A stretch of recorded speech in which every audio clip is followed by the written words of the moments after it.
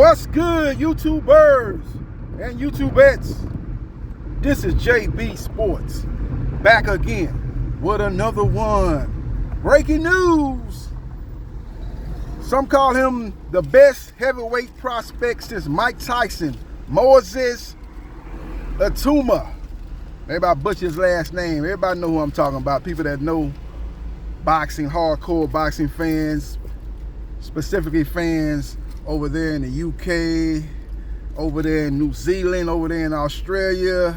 They know who I'm talking about. Moses Itauma will be a main event fighter August 16th in Riyadh, Saudi Arabia. The fight is going down. He's going to take on Itauma-Whyte.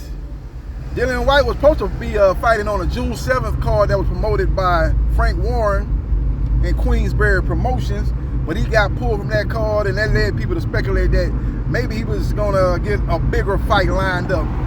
I heard some people come out and say, well, maybe that's gonna be the next opponent for Anthony Joshua. No, that's not gonna be Anthony Joshua's next opponent, as Anthony Joshua is on the shelf. He recently had surgery, so he's gonna be out for a minute. He'll probably return toward the latter part of 2025.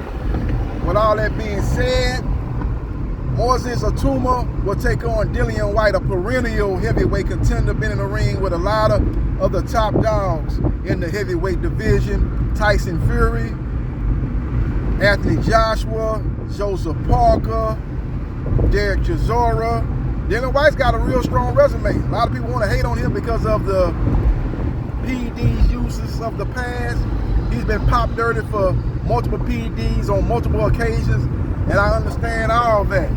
But you got to give a guy credit for stepping up to the plate and fighting a young gun. This is a good step-up fight for Moses, and we're going to find out how good Moses is. But Itauma-Whyte ain't been hella active here recently, so we don't know how much gas is left in the tank of Itauma-Whyte, but he does bring a lot of experience, and he is by far the best name on Moses' resume. He will be the best opponent that Moses has fought in his professional career.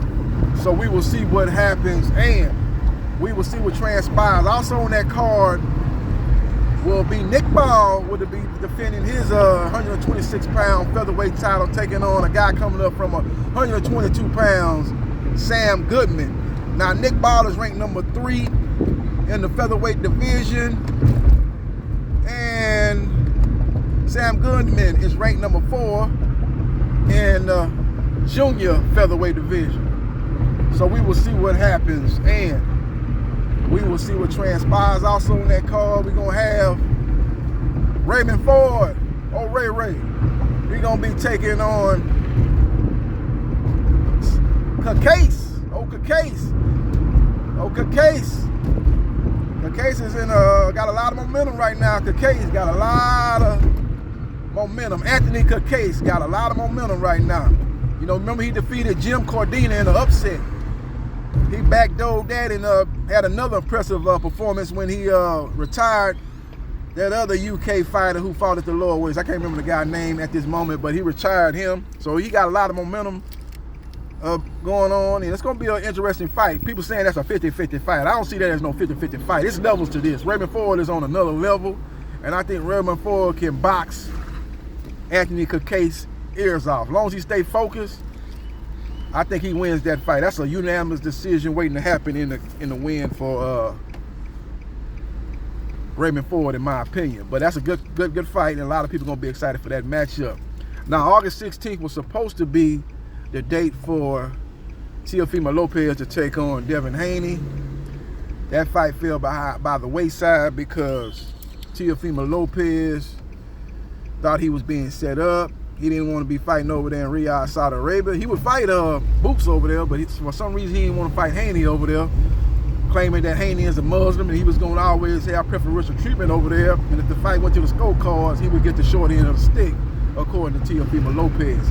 So we will see what happens, and we will see what transpires. But with these fights getting announced, this leads me to believe that Devin Haney ain't going to be fighting August 16th. I thought they would probably still try to get him an opponent when Teofimo Lopez declined to fight him, but you know, I mentioned some names in an earlier video.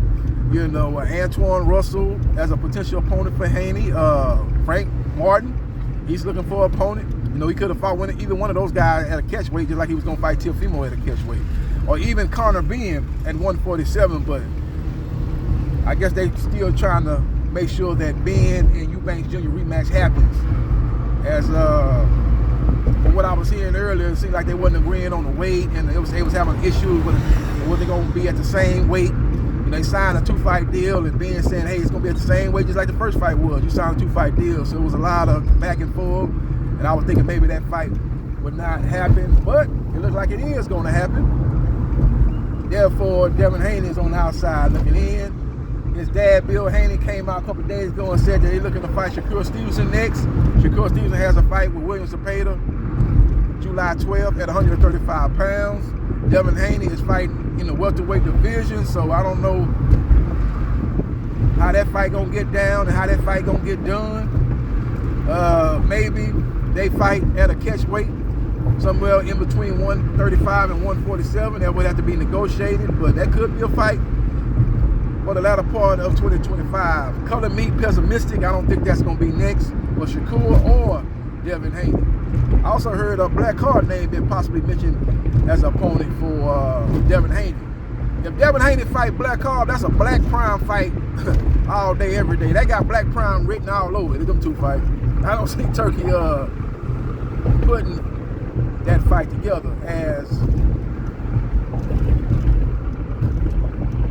Black Card. He's not even ranked at 147. He's not ranked in the WBO, he's not ranked in the WBC, he's not ranked in the WBA, and he's not ranked in the IBF. So he would have to somehow get ranked to make it worth Devin Haney's while, because he really would get nothing out of beating Black Card. He'd be beating an unranked guy.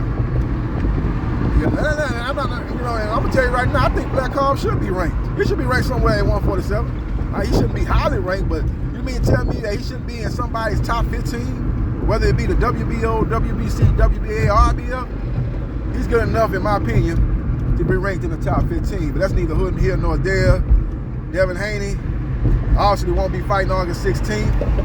He'll be sitting waiting for an opportunity and a big name opponent to be presented to himself. But right now, I don't see any viable option for him right now, as obviously him not fighting on August 16th means that they couldn't really find another opponent that they felt would be worthwhile to put on that Riyadh season card. Well, maybe he might get put on the card. You know what I'm saying? I'm jumping the gun. You know, this card's going to be loaded. Maybe we're here in the next hour or two, or in the next couple of days, Devin Haney will be fighting on that card. But if he is fighting on that card, it won't be the opponent of the caliber of Teofimo Lopez, because the main event is Moses Itauma versus Itauma-Whyte. The co-main is Nick Ball versus Sam Goodman. And the co-main to the co-main, I would assume, would be Ray Ford versus Anthony Cacase. So if he's like the fourth fight, you know, who he fighting? Oscar De La Hoya say he ain't letting none of his fighters anywhere near Devin Haney, as Devin Haney is a runner in the eyes of hating-ass Oscar De La Hoya. So I don't know, man. I don't know. We'll see what happens, and we will see what transpires. But it's kind of a downer for me. I like the Itauma versus Itauma-Whyte, but it didn't have me excited like the Teofimo Lopez versus Devin Haney fight. It's definitely a downgrade in my opinion. I want to see Itauma against a opponent that's got the experience of a Itauma-Whyte, been in there with the top names over his career. So it's a good step up. It's a good test for Itauma, but this is not Teofimo Lopez versus Devin Haney by any stretch of imagination. Not on that level, but we got to take what we can get, and it's still a good fight, and it's 3 good fights on this card, but neither one of these 3 fights that got announced to me are main event caliber fights, especially on these Turkey cards where you have some cards you have like 4 or 5 main event caliber fights. I don't think any one of these 3 fights are main event caliber fights. It's like he announced 3 main event caliber fights, you know, back to back to back. So we will see what happens, and we will see what transpires. Follow me on Facebook, Gerard Briscoe. Follow me on TikTok at JB Sports New Media. Follow me on Twitch at Briscoe MA77071. Follow me on my YouTube channels at JB Sports, The Man, The Myth, The Legend 9656, and at JB Sports, The Man, The Myth, The Legend 8000. and like, share, and subscribe to JB Sports. The man, the myth, the legend, and I holla.